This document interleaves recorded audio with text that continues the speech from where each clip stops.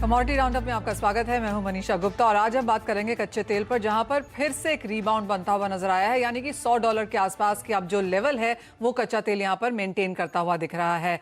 साथ ही बात करेंगे यहां पर रुपए की, जहां पर 80 के आसपास पहुंचने की अब यहां पर जोश लगी है। डॉलर इंडेक्स में जिस तरह की बढ़त है उसका असर सभी करेंसीज पे हमने आता हुआ देखा है और रुपया भी उससे अछूता नहीं है। एक्चुअली कल कनाडा बैंक ने जब 100 बेसिस पॉइंट्स का यहां पर इजाफा किया है इंटरेस्ट रेट्स में, उसके बाद आज हमने फिलीपींस से भी वही हाल आते हुए देखा। काफी हद तक न्यूजीलैंड में यहां पर जो 50 बेसिस पॉइंट का इजाफा किया है, तो अक्रॉस ग्लोबल सेंट्रल बैंक्स यहां पर इंटरेस्ट रेट्स बढ़ा रहे हैं और अब ऐसा माना जा रहा है कि यूएस का भी जो इंटरेस्ट रेट हाइक है वो 75 to 100 बेसिस पॉइंट्स जैसा रह सकता है। उसका इंपैक्ट सभी करेंसीज पे आता हुआ नजर आएगा। साथ ही नजर रखेंगे यहां पर कॉटन में, जहां पर लगातार गिरावट देखने को मिली है। 20 महीने के लोज पर यहां कारोबार हैं।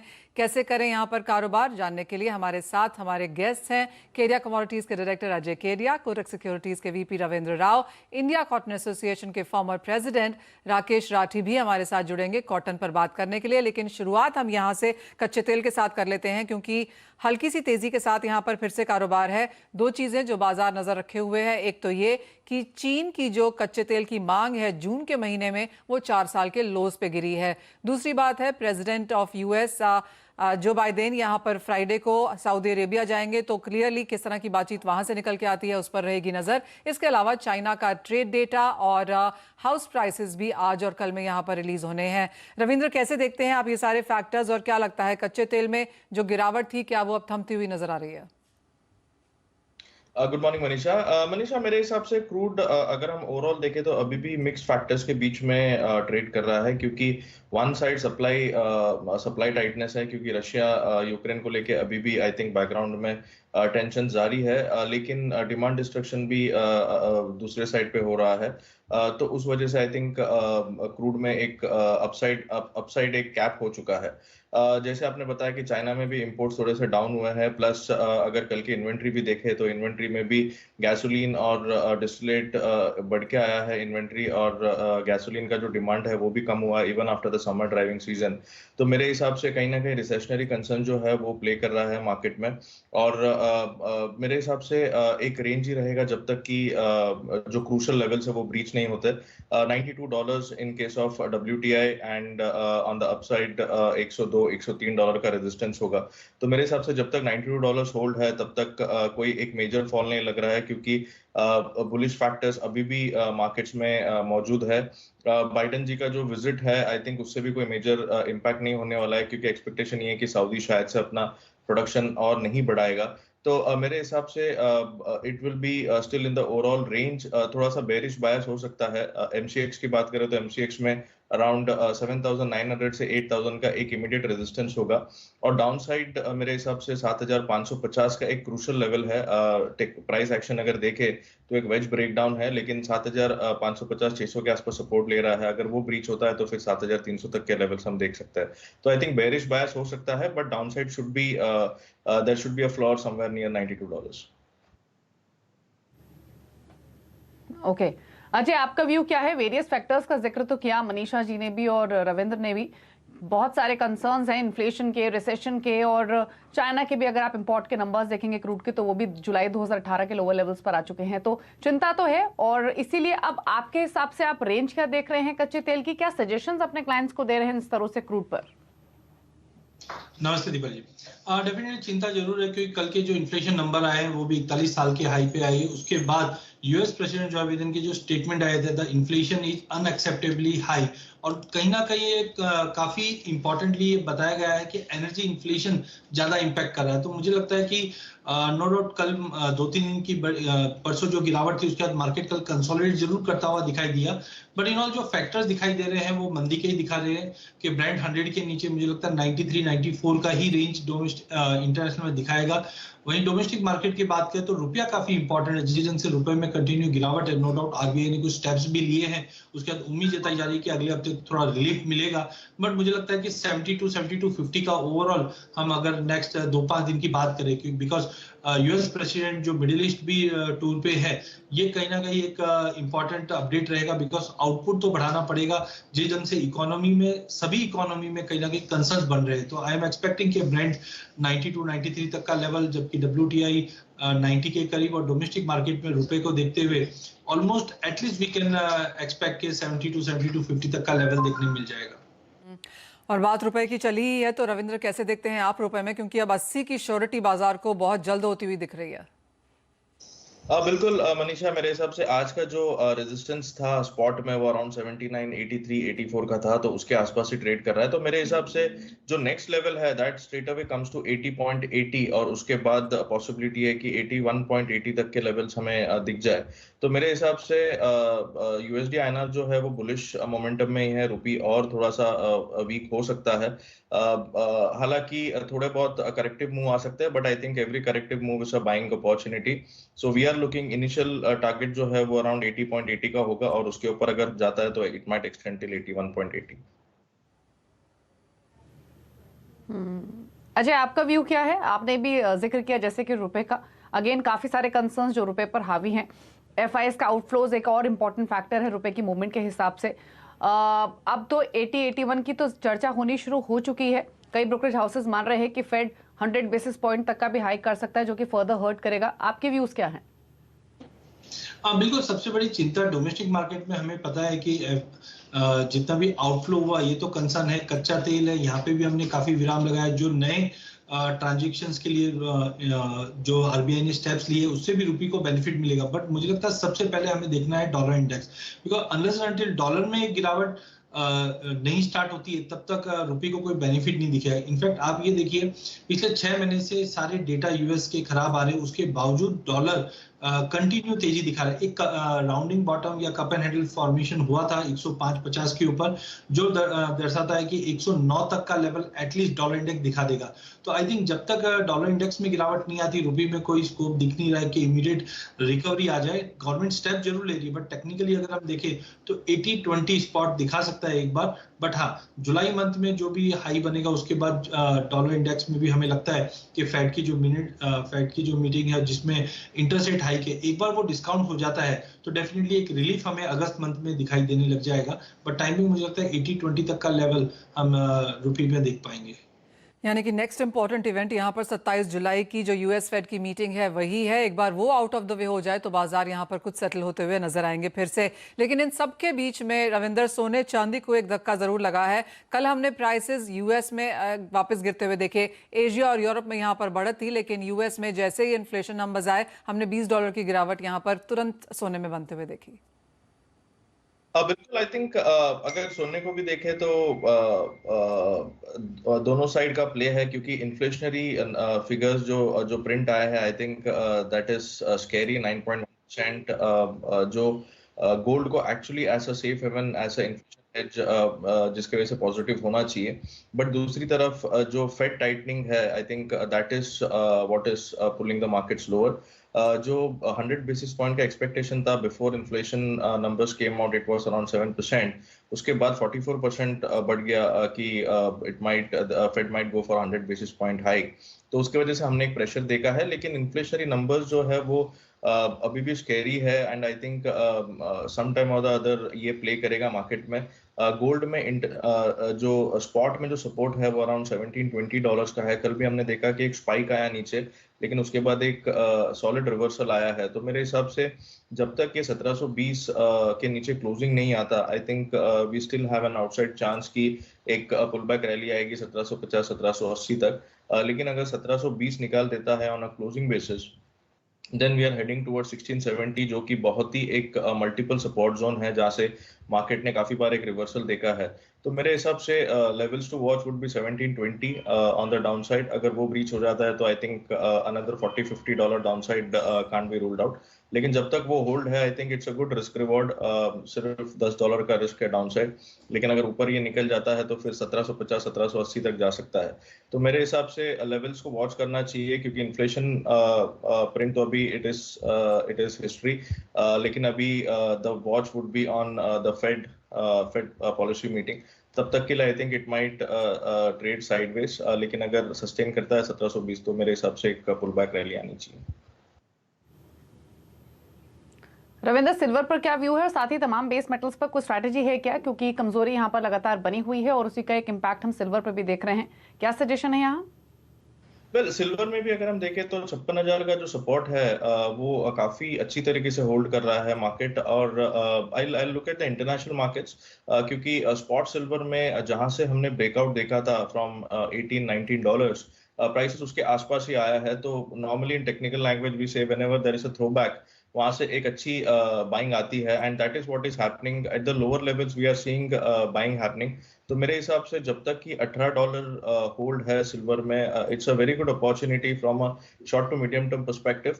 और अगर MCX की बात करें तो 56-55 हजार का एक सपोर्ट है, सपोर्ट जोन है। तो मेरे हिसाब से वहां से एक बार बाइंग लौट सकती है। मुझे लगता है कि 58-59,000 तो इमीडिएटली पॉसिबल है सिल्वर में, जब तक कि सपोर्ट्स होल्ड है।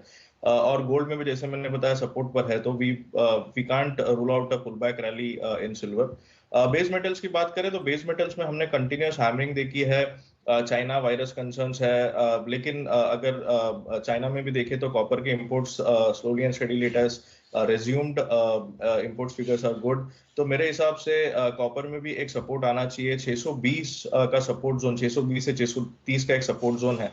अगर वो ब्रीच होता है, 620 के नीचे क्लोजिंग आता है, तो I'll see it further going down till 580। अगर वो नहीं होता है तो pullback rally towards 650 660 cannot be ruled out. तो मेरे हिसाब से सारे ही कमोडिटीज में एक पॉसिबिलिटी है कि एक बाउंस बैक आए, क्योंकि लोअर लेवल्स पर है, सपोर्ट लेवल्स पर है। तो मेरे हिसाब से एक बार्गेन बाइंग पॉसिबल है। तो अगर कॉपर की बात करें तो जब तक 620 होल्ड है, I am expecting it might come up till 640 645 initially, and then close to 660। Okay, तो यानी कि बिकवाली की राय यहाँ पर मेटल्स पे अब भी जारी है। अजय, आप कैसे देखते हैं? क्योंकि जैसे कहा गया कि प्रेशर यहाँ पर सब तरफ से है, interest rate hike, inflation, inventories बढ़ रही हैं, चीन की मांग कम है, तो कोई ऐसा तरीका नहीं है, रीजन नहीं है कि मेटल्स को खरीदा जाए। देखिए, हमने ये सेल ऑफ जो है मई 1 से ही देखा था, क्योंकि जनरली कैस्केडिंग इफेक्ट है सारे एसेट क्लास में, चाहे इक्विटी, कमोडिटी, क्रिप्टो, सभी में हमने ये फॉल आते हुए देखा। तो जो सेंस ऑफ एक हम बोल सकते हैं कि बाइंग का है, वो अभी मिस आउट दिखाई दे रहा है मार्केट में। कॉन्फिडेंस फील नहीं हो पा रहा है, बिकॉज अभी भी जो रिसेशन और इन्फ्लेशन के फियर बने हुए। बट साइट ऑफ होप अगर हम बात करें तो पिछले हफ्ते भी हमने देखा चाइना से 200 युआन के आसपास का, बिलियन युआन के आसपास का एक स्टिमुलस दिया गया था। साथ में 2-3 दिन पहले ये भी अपडेट आया, चाइना कुछ 4.5 लाख किलोमीटर का नया रोड प्रोजेक्ट्स लॉन्च कर रहा है, जो कहीं ना कहीं इकोनॉमी को संभालने के लिए कर रहा है। इनफैक्ट मार्केट इतनी सेलो हो चुकी है, कल के सेशन में हमने देखा कि कॉपर के प्राइसेस ने 630 से स्ट्रेट फॉरवर्ड 615 का स्पाइक करके वापस ऊपर दिखाया। दैट मींस मार्केट में वॉल्यूम पार्टिसिपेशन थोड़े से कम है वॉलिटिलिटी को देखते हुए। तो राइट नाउ बोलना काफी मुश्किल है, बिकॉज टेक्निकल चार्ट्स पे आप देखेंगे तो ओवरसोल्ड जोन में सभी मेटल दिखाई दे रहे हैं। बट साइट ऑफ होप यही है कि अगर डॉलर इंडेक्स में थोड़ा बहुत गिरावट आती है तो कहीं पे भी वैल्यू बाइंग जब निकल के आती है, जैसे कल के सेशन में हमने देखा कि लोअर पॉइंट से करीबन हमने 15-20 रुपए की तेजी कॉपर में आते हुए देखी है। तो वी कैन से कंसोलिडेशन रहेगा, बट हाँ, मंथ एंड तक जैसे जैसे पहुंचेंगे प्राइसेस में वापस एक बेस दिखेगा। बट टाइमिंग एक कंसर्न्स बने हुए डिमांड्स को लेकर जो प्राइसेस को होल्ड नहीं करने दे रहा। But out of all this मुझे लगता है कॉपर 615-620 पे एक बेस बना रहा है। Once we are out of 630 to 633 zone, तो एक शॉर्ट कवरिंग अच्छी दिखा सकता है जो 650 तक का लेवल दिखा दे। But 615-620 should be the strong support for copper. तो ये बात की बेस मेटल्स की स्ट्रैटेजीज आपको मिली हैं। चलिए रुक रहे हैं इसी के साथ एक ब्रेक के लिए। ब्रेक के उस पर फोकस करेंगे एग्री कमोडिटीज पर, खासतौर से चर्चा करेंगे कॉटन की। और कॉटन पर बातचीत करने के लिए इंडियन कॉटन एसोसिएशन के former president mister Rakesh Rathi हमारे साथ मौजूद रहेंगे। उनसे बातचीत करेंगे एक ब्रेक के बाद।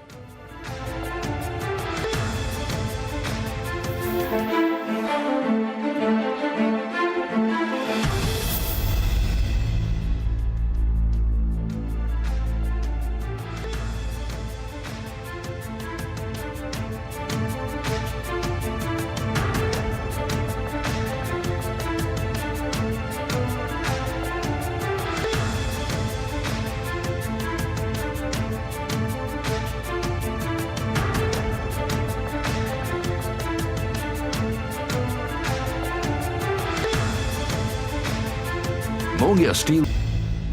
आपका स्वागत है। बात अब यहाँ पर कॉटन में करेंगे, जहाँ पर लगातार गिरावट बनती हुई नजर आई है। अंतर्राष्ट्रीय बाजारों में आइस के एक्सचेंजेस पे देखें तो अब भाव यहाँ पर 95 के भी नीचे हैं। आपको याद दिला दें कि इस साल हमने 11 साल के हाइस बनते हुए देखे थे 158 पे, तो 158 से 95 के नीचे के स्तर हैं। और जहाँ तक इंडियन मार्केट्स की बात है, यहाँ पर भी लगातार गिरावट देखने को मिली है। ये तो बात है फ्यूचर्स की, लेकिन हाजिर बाजार में भी 110 के लेवल्स छूने के बाद अब हमने यहाँ पर 80-85 जैसे लेवल्स बनते हुए देखे हैं। बुआई का एक इम्पॉर्टेंट यहाँ पर अपडेट है, जहाँ पर 10 मिलियन हेक्टेयर में अब बुआई हो चुकी है। पिछले साल ये 12 मिलियन हेक्टेयर था और माना यह जा रहा है कि इस साल हम करीबन 10% का इजाफा यहाँ पर बुआई के इलाके में भी आता हुआ देखेंगे। हमारे साथ इंडियन कॉटन एसोसिएशन के फॉर्मर प्रेसिडेंट राकेश राठी जी जुड़े हैं। राकेश जी नमस्कार। सबसे पहले आपसे बुआई पर ही एक अपडेट लेना चाहेंगे। क्लियरली चाहे वो गुजरात है, महाराष्ट्र है, मध्य प्रदेश है, नंबर्स काफी बेहतरीन नजर आते हैं। नहीं मैडम, नहीं, क्योंकि किसानों को पैसा खूब मिला है तो सफिशिएंट अब दिनों में बरसात हो गई है, तो पिछले दिनों से कुछ लेट चल रही थी, परंतु आने वाले 10-15 दिन के अंदर जो है वो मेकअप होके एरिया जो है कम से कम भी 10-15% लास्ट ईयर से बढ़ेगा। इसमें कोई दो राय नहीं है, क्योंकि किसान को इससे और बेटर ऑप्शन कोई भी नहीं है कैश क्रॉप की। राकेश जी, ऑल्सो जिस तरह की मुनाफा वसूली हमने अंतर्राष्ट्रीय बाजारों में आते हुए देखी है, उससे आप कैसे देखते हैं? क्योंकि वहां पर भी इन्वेंट्रीज बढ़ती हुई नजर आई हैं और मांग में कमजोरी का एक जो मुद्दा है वो सब जगह बात हो रही है कि जो मेजर कपड़ा बनाने वाले देश हैं जैसे कि चीन, बांग्लादेश, वहां पर भी मांग कम है और फर्निशिंग की, फर्नीचर की, फैब्रिक की मांग भी थोड़ी सी कम होती हुई नजर आई है। आप कैसे देखते हैं ओवरऑल सप्लाई और डिमांड का मैच? मैडम, डिमांड डिस्ट्रक्शन तो विजिबल ही है। अब ये देखिए, पिछले दिनों 2 दिन पहले जो है यूएसडीए ने अमेरिकन क्रॉप का एस्टीमेट लगाया था, जिसमें 2022-23 की क्रॉप को उन्होंने 10 लाख गांठ से कम कर दिया था, 1 मिलियन बेल्स कम कर दिया था। और उस कमी के बावजूद भी जो है आइस फ्यूचर जो है वो डेली घट रहा है, तो इसका मतलब कहीं ना कहीं डिमांड डिस्ट्रक्शन है। यही कारण है कि चाइना के बाजार जो है अपने लोएस्ट लेवल पे चल रहे हैं। चाइना की जो रुई एक टाइम के अंदर हिंदुस्तान की रुई से काफी महंगी होती थी, आज के दिन डिमांड की डिस्ट्रक्शन की वजह से वहाँ कोई कोविड की प्रॉब्लम है, कोई बैंक्स की प्रॉब्लम है, उनके चलते वहाँ डिमांड कम है, वहाँ पे भी जो है बाजार जो है लोएस्ट लेवल पे चल रहे हैं। तो बेसिकली कुछ दिन पहले, महीना सवा महीना पहले जो स्पेकुलेटर्स ने सप्लाई को मेन एम्फेसिस दे के बाजारों को ऊपर की तरफ उठाया था, रियल वर्ल्ड के अंदर जब डिमांड डिस्ट्रक्शन आई तो वो सारा जो है वो भांडा टूट गया जी। तो मेरे को अभी नहीं लगता है, जब तक यान के अंदर मैक्रो फैक्टर भी सपोर्ट नहीं कर रहे हैं। यूरोप के अंदर देखिए, अभी कल जो यूएस की आई है सीपीआई, वो भी जो है करीबन 9% की है, तो उसके चलते हुए लगता है कि नेक्स्ट मीटिंग के अंदर फेड जो है वो 1% के रेट की जो है इंटरेस्ट की इजाफा कर सकता है। फिलहाल जो है सभी फैक्टर्स डिमांड डिस्ट्रक्शन के हैं, बट किसी न किसी लेवल के ऊपर जब यान के अंदर मूवमेंट वगैरह स्टार्ट हो जाएगी, उस भाव पे जाके जो है वो प्राइसेस जो है वो स्टेबलाइज होने चाहिए। ओके, तो प्राइसेस की जैसे आपने जिक्र किया, तो क्या ये मान के चलना चाहिए कि यहाँ से प्राइसेस और हल्के हो सकते हैं? साल के जो शुरुआती रिकॉर्ड लेवल से वहां से कम जरूर हुए हैं भाव, लेकिन अभी भी जैसे डिमांड पर असर है, दूसरी तरफ बुआई ज्यादा रह सकती, तो क्या ये तमाम फैक्टर्स फर्दर प्ले करेंगे प्राइसेस पर? देखिए, बाय एंड लार्ज देखिए इंडियन कॉटन अभी भी एक्सपेंसिव है। आज जैसे 65,000 रुपए के अंदर आपके शंकर वगैरह के व्यापार हुए हैं फॉरवर्ड डिलीवरी के अंदर, तो वो भी करीबन 15-16 सेंट जो है न्यूयॉर्क से ओन चल रहा है। परंतु प्राय Indian cotton during the month of December January जो है 5-6-7 सेंट से ऊपर के ऊपर जो है ऑन नहीं चलती है। तो ये 15-16 सेंट का जो डिफरेंस है, इसको धीरे धीरे जो है उस लेवल के ऊपर आना पड़ेगा, अदरवाइज हिंदुस्तान से धागा और कॉटन एक्सपोर्ट के चांसेस एकदम ब्लीक रहेंगे। अजय, आपका क्या व्यू है? स्ट्रैटेजी के हिसाब से कॉटन पर 41,000 के आसपास प्राइसेस ट्रेड हो रहे हैं, क्या सजेशन है इन स्तरों से? नहीं सर, ये देखिए तो कॉटन की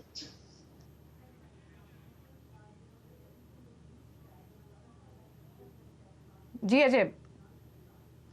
ओके, देखिए प्राइजेस की अगर बात करें तो ऑलरेडी हमने मई मिड में देखा 50,000 का लेवल दिखा चुका था। अब जिस ढंग से सोइंग प्रोग्रेस सामने आ रही है, ये कहीं ना कहीं प्राइजेस पे दबाव ला रहा है। नो डाउट उससे बड़ा कंसर्न जो है वो रिसेशन और इन्फ्लेशन का है। हमारे यहाँ पे भी हम देख रहे हैं कि जो बाइंग एक्टिविटी पहले देखी गई थी वो एक पेसिमिस्टिक होते जा रही है। रुपए की गिरावट की वजह से जो गवर्नमेंट ने इंपोर्ट भी ओपन किए थे वो भी काफी कॉस्टलियर हो रहे हैं, जिसके चलते प्राइजेस में दबाव है। बट आई डोंट थिंक ये प्राइजेस में कोई बड़ा फ्री फॉल जैसी सिचुएशन डोमेस्टिक मार्केट पे बनता हुआ दिखाई देगा। प्राइजेस में जो रैली स्टार्ट हुई थी वो हुई थी करीबन 38,000 जो हमारा सेकंड स्पेल लेग था। तो 38,000 मुझे लगता है कि एक स्ट्रॉन्ग सपोर्ट के रूप में निकल के आएगा। सोइंग इन प्रोग्रेस है। मॉनसून जिस ढंग से रेड अलर्ट में हमने महाराष्ट्र गुजरात यहाँ पे आते हुए देखा है, तो कहीं ना कहीं मॉनसून को लेकर अगले 2-5 दिन में 10 दिन में क्या बढ़त आता है और क्रॉप पे क्या इंपैक्ट करता है। बिकॉज अभी तक यही माना जा रहा है कि 15-20% का इजाफा होगा सोइंग में, बट जो आंकड़े दिखाई दे रहे हैं पिछले साल के मुकाबले उसमें एक्स्ट्राऑर्डिनरी जेनरेसिक गेन्स नहीं दिखे हैं। तो I think too early to say right now अगले 5-7-10 दिन के अंदर मॉनसून का प्रोग्रेस और साथ में क्रॉप का एस्टिमेट आने चालू हो जाएंगे, तब एक क्लैरिटी बनेगी। Till then I am expecting कि प्राइसेस 38,000 से 44,000 डोमेस्टिक मार्केट पे ट्रेड करते हुए दिखेंगे। बट कंसर्न डिमांड को लेके अभी भी है।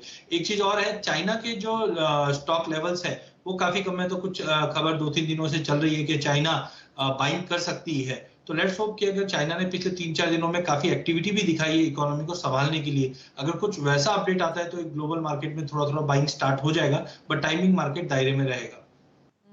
आज एक फाइनल सवाल यहाँ पर गुआर में भी, क्योंकि जैसे बात की जा रही है कि मॉनसून अगर हम 1 जून से अब तक देखें तो 11% अबव नॉर्मल है, तो सिर्फ कॉटन ही नहीं काफी हद तक अदर कमोडिटीज में भी कुछ मुनाफा वसूली जारी है।